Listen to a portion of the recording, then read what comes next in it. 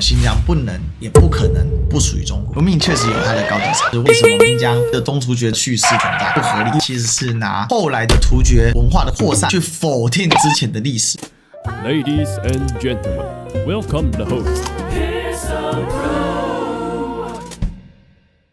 归义軍是一款遊戲。唐朝後期的時候呢，西藏的吐蕃王朝勢大，統治了河西走廊的11個州。河西走廊在這裡，這個是祁连山，北邊呢沙漠就是戈壁灘，夾在祁連山跟戈壁灘中間呢，有連綿不斷的綠洲，形成所謂的河西走廊。從武威開始，這張掖、酒泉、敦煌啊，包含嘉峪關這一系列的城市，在唐朝的時候更加的濕潤。宋朝以前，整個中國的西北地方相對溫暖，所以雨帶北移啊，再加上溫暖的關係呢，可以讓夏季融雪增加，水流量是更大。整個塔里木盆地的9大水系是全部都匯進到塔里木河的幹流，並且在這個地方形成了羅布泊。所以在唐代的時候，這裡活動是很精髓，因為它夠濕潤。吐蕃常常軍隊南下，就襲擾中原之外，也佔據了整個河西走廊。當時是可以從青藏高原連綿一片都是草場，解決了吐蕃從青藏高原下山的時候，他的馬走到哪裡就是吃到哪裡，成了一個非常強而有力的戰鬥力。非唐歸義軍呢，就是在這樣的背景的時候，五代十國遇到一個最大問題是中原王朝不行啊。原本呢，歸義軍來歸的時候呢，他還可以有一個中原王朝支持他。歸義軍存在的時間比唐朝更久，它是851年成立，907年唐朝就滅亡了，1036年它才正式滅亡，所以當中呢到了180年左右歷史，所以它是一個很長地方割据政權啊，主要是以漢人作為一個主構，因為當地有大量的少數民族嘛。最初開始的時候，是因為唐玄宗的大中2年，848年張議潮趁吐蕃的內亂的時候就發起驅除首相啊。不過它是一個很落後的政權，所以它基本上還是實施這種奴隸制度。西藏人實施奴隸制度的歷史啊，悠久綿長啊，一直到非常近代才廢除。張議潮同時派了10隊的使者前往長安來報捷啊，9隊都被卡在中間的吐蕃截山，因為他們是穿過去的嘛，只剩下高真、兀真一隊。經歷了2年，他整個從漠北啊，就從蒙古的地界啊繞過去，終於呢，在咸通2年的時候，這個咸通是唐懿宗，狀況還沒有到那麼慘。東2年，在咸通2年的時候，恢復涼州、伊吾、東接靈武啊，得地4000餘里啊，戶口100萬之家，6郡3河，宛然而歸啊，這是當時的一個形容。他的領地非常非常巨大哦，占領的是整塊，所以有100萬口之家，那人口是非常多。那為什麼當時這邊可以養這麼多人呢？非常溫暖濕潤的時候，建立了一個相對獨立的王國了。這個陸陸續續啊，到東中換了很多的歸義軍啊。2個時期啊，一個是張議潮在位的時候的張家主政時期，還有後期的曹氏時期。歸義軍呢，它還有一個的稱號叫做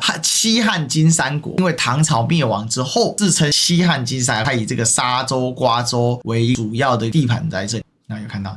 這個國號後來啊被他的繼任者給去除了。突厥的吐蕃的殘部在不斷在對抗，但是內部的鬥爭也相當的厲害。張議潮率舉家啊遷入了長安，他留下來的張懷生是他的旁系啊，就還發生了殺全家啦亂七八糟的事情。曹氏家族由曹義金帶領之下得到了歸義軍的位置，統治了整個100多年的時間，一直到曹賢順最後一位義軍的节度使。當時呢因為已經進入到宋朝了，頂不住西夏開國國主李元昊的進攻，最後呢瓜州沙州湘西淪陷之後，曹賢順呢投降西夏，歸義軍呢正式宣告滅亡，他的領土就被後來的西夏王國給繼承了。這就是整個歸義軍的歷史啊。歸義軍的故事太傳奇了，所以遊戲之後才會受到大家那麼高的一個期待。這是一個遊戲哦。唐孩子來的時候，絲路上的燈火從西域一直亮到長安。故事起點，大唐已經滅亡，歸義軍起身的時候是在宣宗大中2年，唐朝最後一次回光返照。後面的懿宗、熹宗、昭宗，基本上就完全不行了。那個和尚长安通報的故事，输贏成敗皆如沙上之塔。這裡也顯示一個事情，當時整個西域是個佛國，8世紀之後伊斯蘭才開始傳播。這個時間點呢，西域基本上還是以佛教為主。唐朝西域一路都是佛國。沒有我的幫助，你走不出這片沙漠。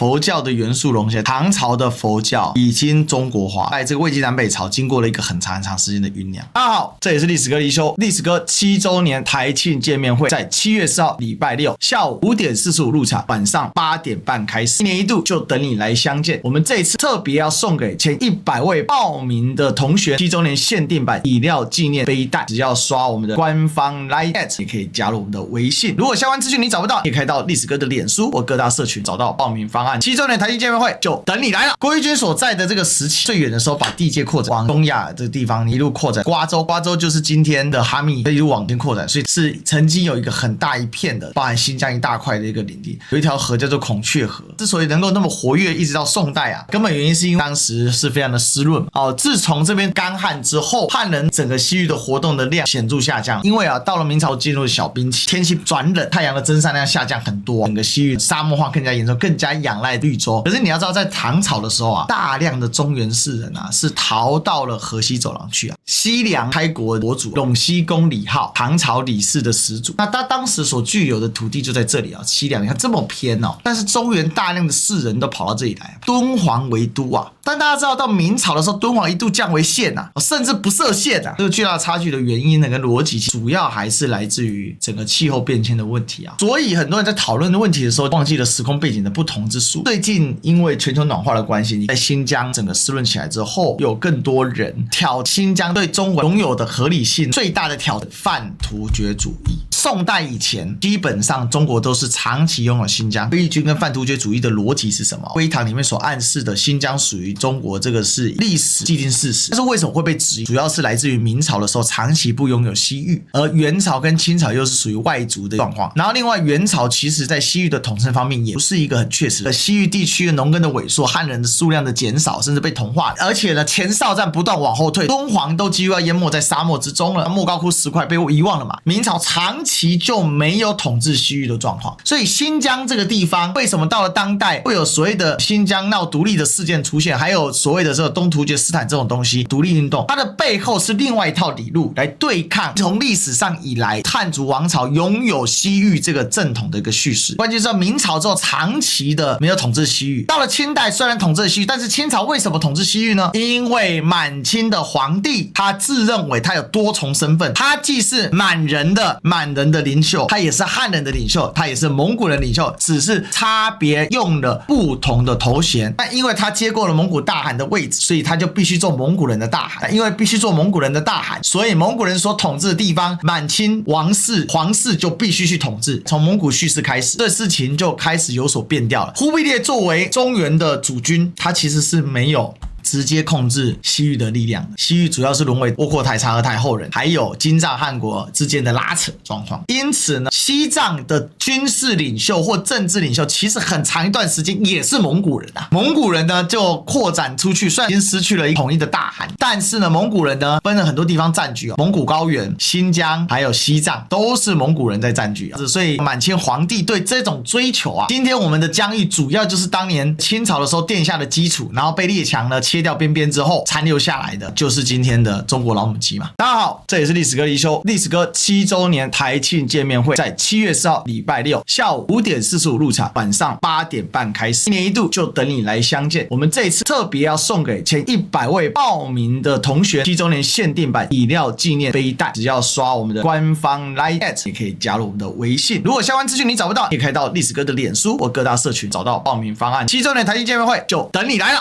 塞爾柱土耳其一般被認為是中亞的一支小部族，但是呢，他崛起之後做西亞小霸王非常能打哦。這是塞爾柱土耳其在1092年處於最興盛、最鼎盛的時候啊，幾乎統治了所有重要地方，除了在這個波斯灣南岸這個非常乾旱的地方，波斯灣西岸，塞爾柱土耳其它一路擴張，把它的擴張力往外擴散。大馬士革就在塞爾柱土耳其裡面扮演非常非常重要的角色，斯法罕、德黑蘭、塔布里喬治亞，或者叫格魯吉亞，到底叫格魯吉亞。土耳其的擴展也讓後來的鄂图曼土耳其的崛起啊，有了很大的基底。雖然他們來自不同的突厥部落，這裡最大的困惑點是什麼呢？很多人一直在討論說，今天的土耳其人為什麼變成是突厥人的核心呢？因為鄂圖曼土耳其當時奧斯曼一世的帶領之下呢，逐步的壯大嘛。後來呢，接連的鼎盛到了17世紀，一雄霸整個地中海地區嘛。其實是來自於說，這個突厥文化的傳入之後呢，就把原本小亞細亞，這個就是小亞細亞，就今天土耳其半島小亞細亞上面的多數民族，透過宗教加文化的力量給同化。那這裡就回答一個點了，為什麼總是能夠傳播那麼廣？長期以來，土耳其人作為統治者的存在。第二個，突厥文相對來說對草原民族來講，泛用性、傳播性非常的好用，沒有這麼高。把原本散雜在整個安納托利亞高原內部的各個游牧民族，自古以來很分裂的游牧民族，主要受到希臘化的影響，就被突厥化了。所以其實今天的土耳其人，雖然他們真正意義上的突厥民族的血統不是那麼的濃厚，他們有很大量的希臘人種跟安納托利亞高原內部的小人種各種混血混雜，但整體來講，他們確實是被突厥化了，而且他們深信不疑，他們就是突厥人後代。而這突厥化也伴隨一個事情，因為不管是突厥人也好，波斯人也好，或者阿拉伯人也好，受到伊斯蘭教的一個影響啊，基本上他們都會有很多的妻妾啊，所以蒙古人又發展成自己的一套體系，因為蒙古人發展出來，它是在长草草原發展出来，因為這裡比較濕潤，年降量是可以超過200，甚至是可以超過400的，所以它的草長得更加的高大，它的土質更加的肥沃，是以黑土為主，不是以黃沙為主。突厥人所在的地方呢，多數黃沙為主。如果從中國古代來分的話，中國古代把北方的少數游牧民族分成2大系列，一個叫東胡人，一個叫做匈奴人。大兴安嶺貫穿，不管是東側西側，女真人是來自東側，契丹人、蒙古人是來自西側，不管怎樣，東北到大兴安嶺這一帶為界的，這裡產生的，這邊一般都認為是東胡人種，起自蒙古高原的，或者是起自中亞地區的另外一種人種。而突厥人呢，確實主演是不一樣的。泛突厥主義能夠這樣子去結合，因為從歷史的角度上，他們確實構成了一整片連片的突厥語方言區域，只是在各種不同地方突厥語，但是他們的差異確實沒到那麼大。蒙古人的影響力是非常巨大的，因為蒙古人的武力實在是太強盛了，他是游牧民族的頂峰之柱。所以蒙古人呢很有意思啊，蒙古人的上层信仰的是藏傳佛教。蒙古人以前在烏蘭巴托是有庫伦喇嘛的，喇嘛教啊，就是我們講的藏傳佛教，在共產蒙古時期受到了極大的打壓，很多喇嘛都被殺了，非常粗暴。有复蘇，但是還沒复蘇的那麼好。但是蒙古人因為建立了非常大的工業嘛，所以呢，在整個草原地區啊，雖然我們可以看到有這麼多民系啊，波斯、突厥、阿拉伯，突厥民系是跟蒙古民系最密切的，很多民系它是會在突厥民系跟蒙古民系之間搖擺的。它可能有一種叫做說突厥語的蒙古人，有這種東西，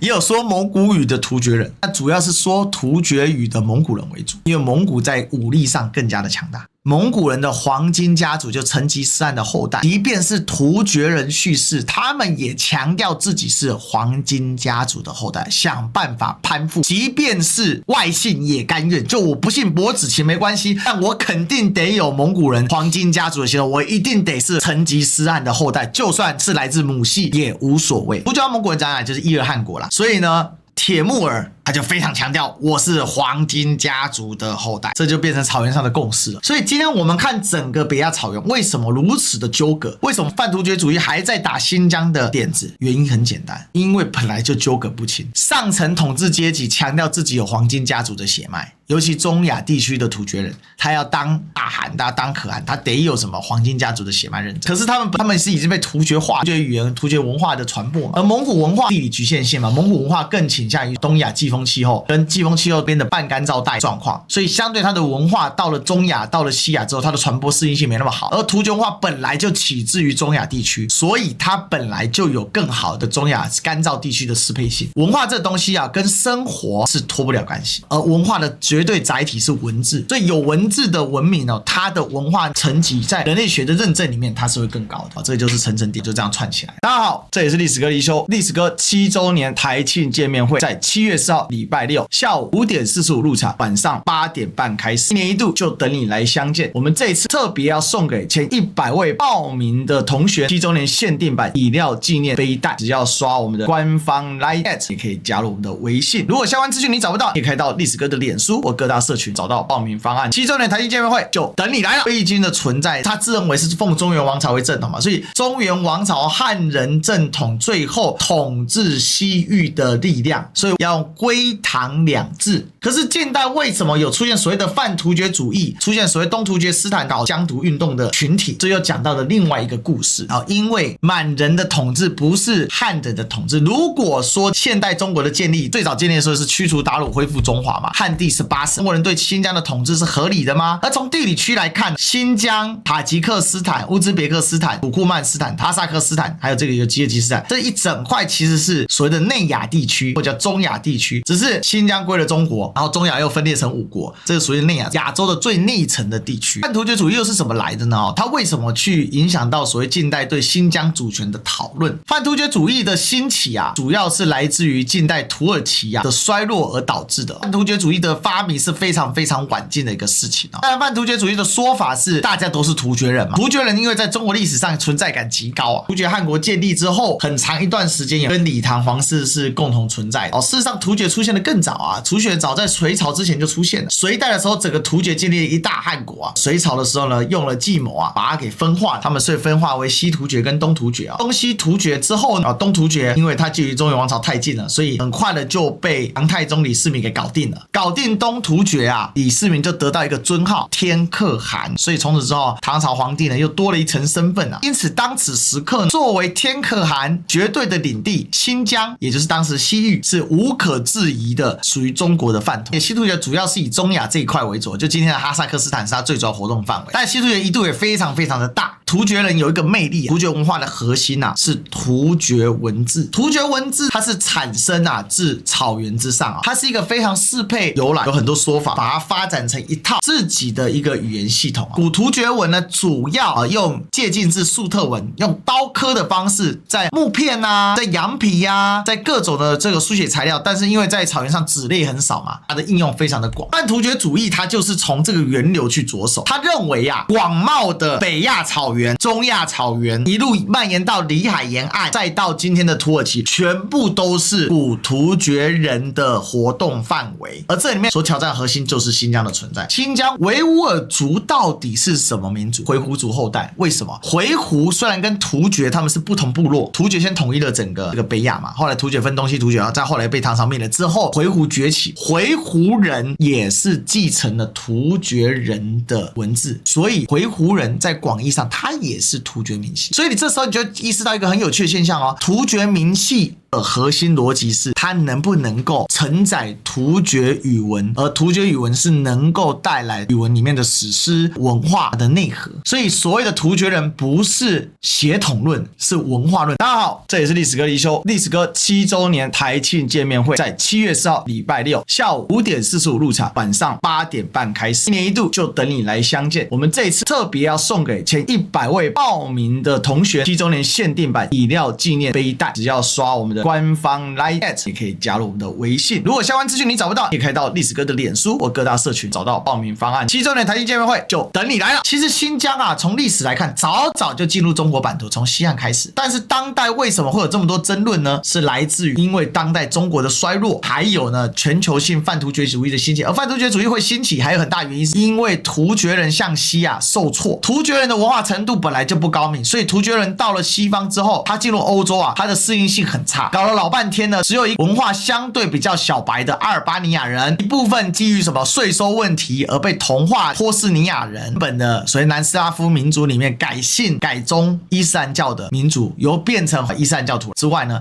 基本上突厥人統治了巴干半島這麼多年啊，一直沒有辦法去同化整個巴干地區，原因就在這裡，因為巴干地區即便是文化被認為相對比較弱的斯拉夫人呢，因為他們早早就接受了希臘文化當中的東正教，所以他們的文明程度還是相當高，所以文明這種東西它是有居高臨下感，這也是為什麼漢人所開創出來的中華文化能夠在周邊開枝散葉，因為在中華文化崛起的時候，不管是日本、朝鮮半島或者是越南，當時他們的文化都是比較弱的。可是呢，在南邊就不一樣，印度文明早早就進去卡位了。這個爪哇島的三佛齊啊，都是很早期就已經受到印度文明的影響，要麼信佛教，一定程度了具有一些印度教的系統，然後後來呢，又因為阿拉伯商人傳入之後，又把這邊變成了所謂的伊斯蘭教的大本營。印尼今天變成全世界人口最多的伊斯蘭國家，革命確實有它的高低差。就是為什麼我們今天新疆會有這樣的所謂的東突厥敘事的存在？為什麼這個敘事不合理？因為它其實是拿後來的突厥文化的擴散去否定之前的歷史。但這裡面有很多複雜，因為明朝確實也沒有統治性，但是因為清朝皇帝他統治新疆，他最後是建省，所以他事實上他並不是走的是蒙古人敘事。清朝皇帝最後在新疆建省，他走的已經是中原皇帝的敘事。建了省就是核心領土，核心領土就是不會大範圍大面積的去割讓，所以征季者必須去爭夺這個塔城界約等等。為什麼新疆不能也不可能不屬於中國？